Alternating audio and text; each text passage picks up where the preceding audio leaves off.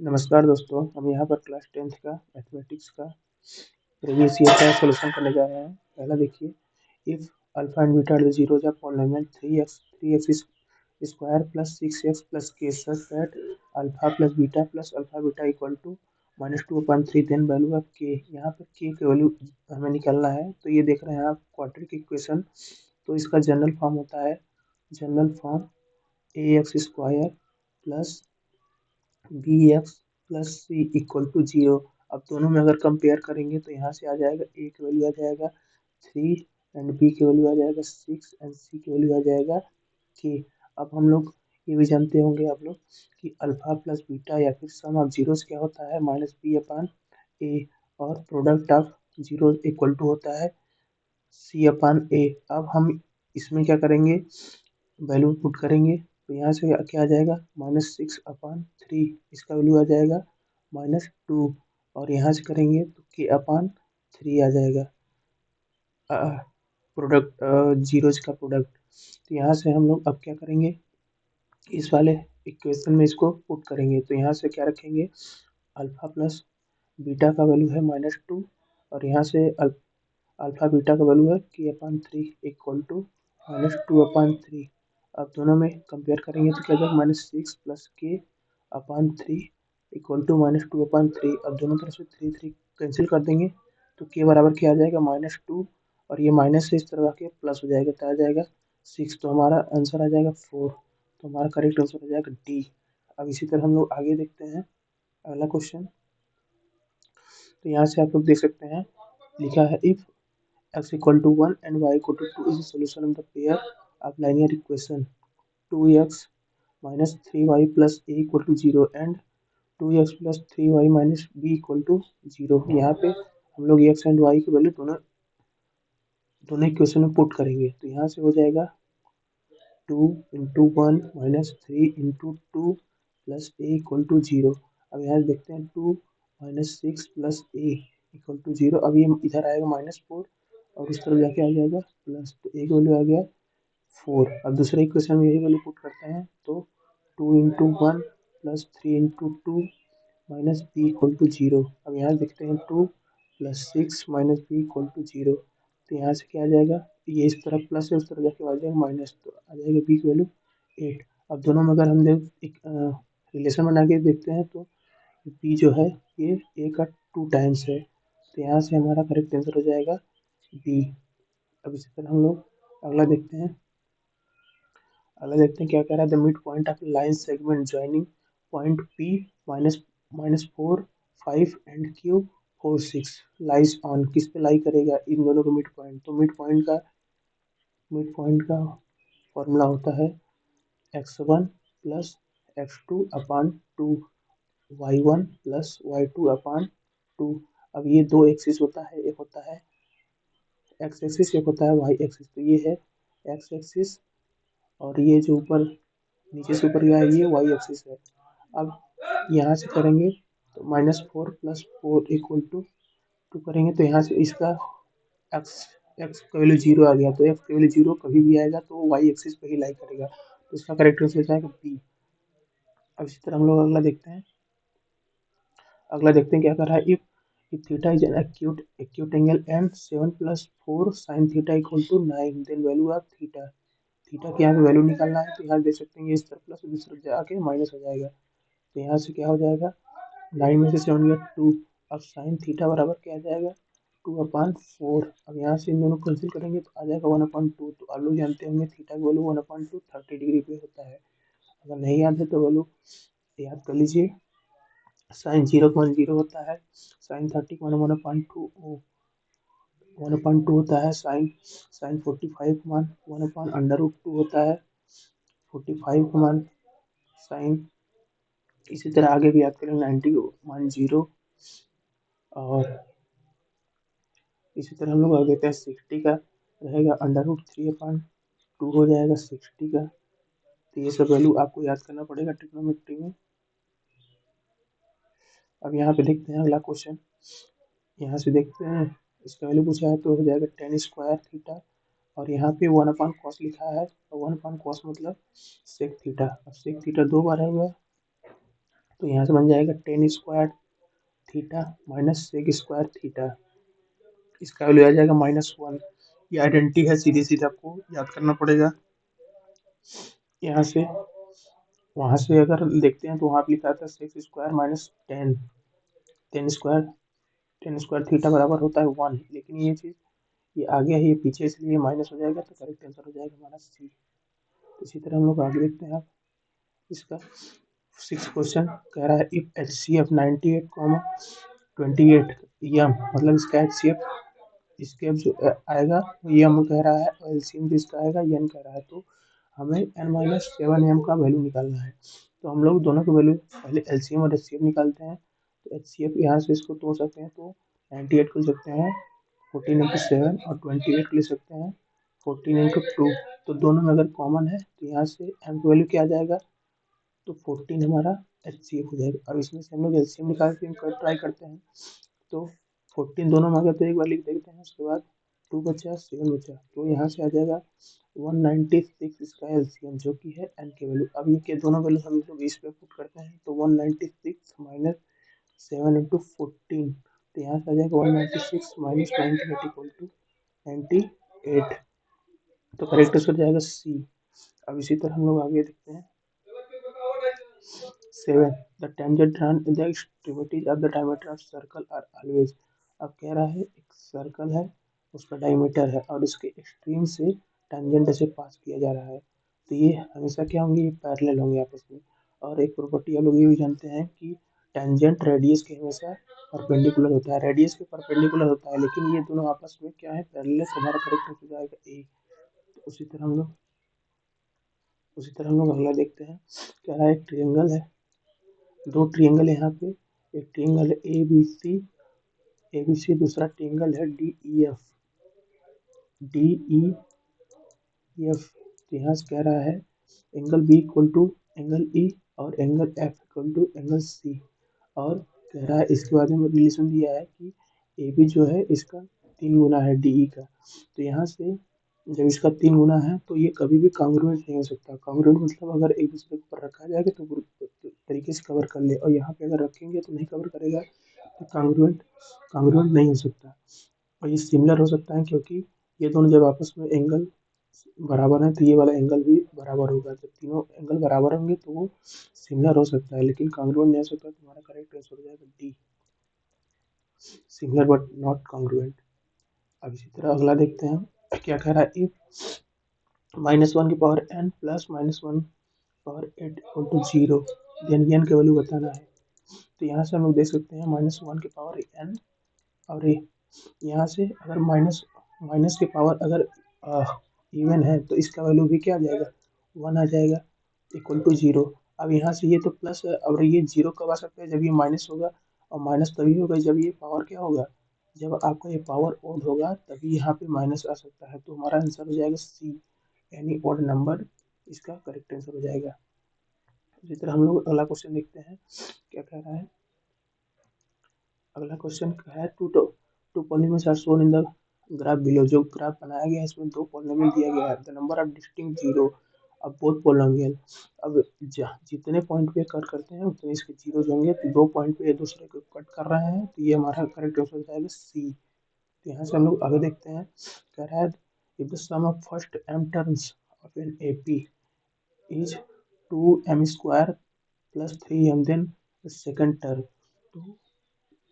तो हम लोग क्या करेंगे, पहले m की वैल्यू 1 रखेंगे, तो हमारा फर्स्ट टर्म निकलेगा इस इक्वेशन में। तो 2 इंटू वन का स्क्वायर 1 प्लस 3 इंटू 1, तो यहाँ से हम लोग देख सकते हैं 2 प्लस 3 इक्वल टू आ जाएगा हमारा पहला टर्म 5। अब हम उसी तरह सेकेंड सेकेंड दो टर्मों का सम करेंगे, तो यहाँ से हमको वैल्यू क्या रखेंगे 2। तो दूसरा इक्वेशन क्या बनेगा, 2 इंटू टू का स्क्वायर प्लस 3 इंटू 2। अब यहाँ से सॉल्व करेंगे, 2 टू जो 4 टू जो 8 प्लस 3 टू जो 6 आ जाएगा 14। मतलब दो टर्म का आ गया सब हमारा 14, और पहला टर्म इतना है, तो हमें सेकेंड टर्म निकालना है। सेकेंड टर्म को निकालने के लिए हम लोग क्या करेंगे, सम में से पहला टर्म माइनस कर दो तो सेकेंड टर्म आ जाएगा, तो हमारा करेक्ट आंसर हो जाएगा बी 9। अब उसी तरह हम लोग अगला देखते हैं। क्या कह रहा है, mode and mean of the data are 15x 18x respectively, then median of the data, इसका मीडियन बताना है। तो आप लोग एक फॉर्मूला पढ़े होंगे, क्या होता है, मोड बराबर three median minus two mean. अब यहाँ पे हम लोग यही फॉर्मूला पुट करेंगे, तो हमारा मोड दिया है 15x और मीडियन नहीं दिया है, तो मीडियन ही इसको लिखते हैं, माइनस टू मीन दिया है 18x।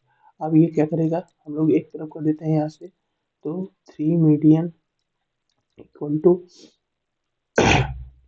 अभी इसको हम लोग इस तरफ भेजेंगे तो प्लस हो जाएगा, तो क्या है 15x प्लस 36x, यहाँ से क्या आ जाएगा 51। तो यहाँ से देख सकते हैं थ्री मीडियन बराबर आ जाएगा 51x। तो मीडियन बराबर क्या आ जाएगा, मीडियन बराबर आ जाएगा 17x। तो हमारा करेक्ट आंसर हो जाएगा सी। अब इसी तरह हम लोग अगला देखते हैं, क्या कह रहा है, a card is selected at random from a deck of 52 playing card, the probability of its being red face का पूछा है वैल्यू। तो यहाँ पे आप लोगों का प्लेइंग कार्ड के बारे में जानते होंगे, तो 26 होता है रेड, 26 रेड होता है और 26 ब्लैक होता है। अब यहाँ पे अगर अभी रेड में आप लोग होता है, रेड में दो होता है, पहला होता है 13 डायमंड और 13 होता है हार्ट, यहाँ पे हार्ट। अब इसी तरह ब्लैक में भी होता है 13 आपका, 13 स्पेड होगा, 13 स्पेड और 13 क्लब क्लब। इसका सिंबल ऐसे ऐसे रहता है और इसका ऐसे स्पेड का। अब इसमें फेस कार्ड की बात बोला है, तो फेस कार्ड होता है किंग, क्वीन और जैक, ये तीनों सब में होते हैं। अब यहाँ पे बस सिर्फ रेड का पूछा है, तो रेड में बात करेंगे थ्री इसमें तो कितना हो जाएगा 6। तो यहाँ से हमारा प्रोबेबिलिटी क्या आ जाएगा 6/52। अब दोनों को कैंसिल करेंगे, आ जाएगा 3/26। तो हमारा करेक्ट आंसर हो जाएगा डी, 3/26। उसी तरह हम लोग अगला देखते हैं, क्या कह रहा है, which the following is a rational number between √3 and √5। तो यहाँ से अगर हम लोग, अगर आप लोग को याद होगा, तो ये √2 के वैल्यू समथिंग दिख रही है, तो ये नहीं होगा। यहाँ से पाई की वैल्यू आता है 22.7, जो कि 3 से ज़्यादा जाएगा, तो ये भी नहीं हो सकता और ये भी नहीं हो सकता, क्योंकि इसका अगर देखेंगे तो 4 का √4 का वैल्यू होता है 2। अब ये 5 ही है, तो इतना ज़्यादा नहीं जा सकता, तो ये भी नहीं हो सकता। तो हम लोग ऑप्शन एलिमिनेशन से कर सकते हैं, तो हमारा करेक्ट आंसर हो जाएगा डी। उसी तरह हम लोग अगला देखते हैं, क्या कह रहा है, if the sector of circle has an area of 40 pi square unit and the central angle of 72, the radius of circle is। अब यहाँ से area of sector, area of sector का फॉर्मूला अगर आप लोग को याद होगा, तो इसका फॉर्मूला होता है θ/360 इंटू पाई आर स्क्वायर। अब यहाँ से हम लोग क्या करेंगे, थीटा का वैल्यू दिया है 72/360 इंटू पाई पाई पाई ही रखते हैं यहाँ पे, क्योंकि बाद में कैंसिल हो जाएगा। अब यहाँ पे हमें आर का वैल्यू नहीं दिया है, और ये बस एरिया दे दिया है 40 पाई। अब यहाँ से हम लोग क्या करते हैं, पाई से पाई कैंसिल कर देते हैं दोनों तरफ, यहाँ से काटेंगे तो 75 72 5 से आ जाएगा ये। अब ये 5 उधर इधर डिवाइड में उस तरफ जाके मल्टीप्लाई हो जाएगा, तो आ जाएगा 200।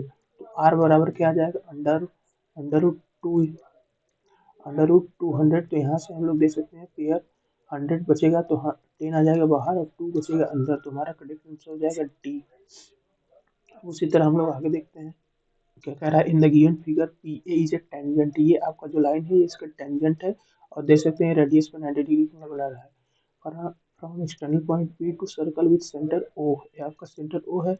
ये कह रहा है पी ओ बी ये वाला एंगल आपका 115 दिया है। देन पूछा है ए पी ओ मतलब इसका हमें वैल्यू बताना है।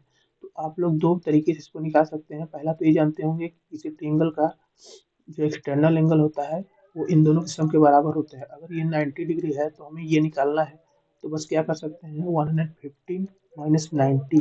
अब यहाँ से घटाएंगे तो इसमें से क्या आ जाएगा आपका 25 डिग्री। ये हमारा एक लाइन में आंसर आ जाएगा। दूसरा तरीका ये भी है कि एक स्ट्रेट लाइन 180 डिग्री बनाता है, तो पहले आप ये एंगल निकालेंगे, फिर इन दोनों को जोड़ के एक 180 में से घटाएंगे तो ये वाला आ जाएगा। सबसे सीधा वाला यही आप लोग याद रखिए कि सम ऑफ अपोजिट एंगल और एक्सटीरियर एंगल ट्रायंगल का इक्वल होता है। इसी तरह हम लोग अगला देखते हैं क्या कर रहा है। Kite is flying at height of 150 metre from ground. 150 metre ground से ऊपर उड़ रहा है कोई पतंग ऐसे उड़ रहा है। अब it is at twisting at line, अगर एक धागा है मान लो ऐसे, तो ये एंगल बनाना है 30 डिग्री का।